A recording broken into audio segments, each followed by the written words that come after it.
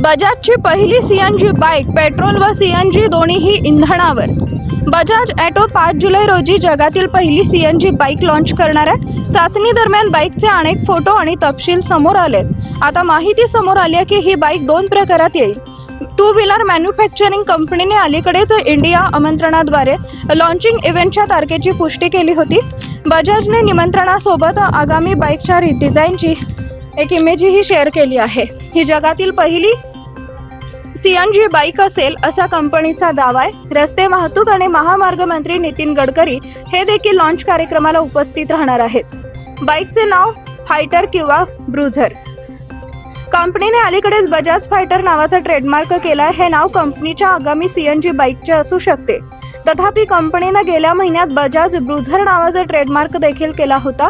अशा परिस्थितीत फायटर ही त्यांची दुसरी सीएनजी बाईक असू शकते। बजाज यांनी अद्याप कोणाच्या नावाबाबत कोणताही खुलासा केलेला नाहीये।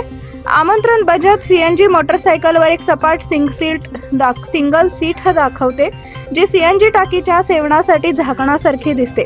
बाईकमध्ये सीएनजी आणि पेट्रोल टाकीसह दुहेरी इंधन टाकी मिळू शकते।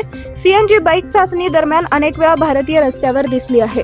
इमेजनुसार सीएनजी बाईकला गोल हेडलॅम्प आहे। बाकीच्या व्हिज्युअल्स बद्दल बोलायचे झाल्यास बाईकमध्ये single piece seat, exhaust muffler, rear fender, rear tyre hugger, single piece pillion grab rail आणि एलईडी इंडिकेटर आहेत। याशिवाय compact engine guard, belly pan, alloy wheels, front cowl आणि हँडगार्डसह हँडलबार यांसारखी वैशिष्ट्ये बाईकच्या इमेजमध्ये दिसतात।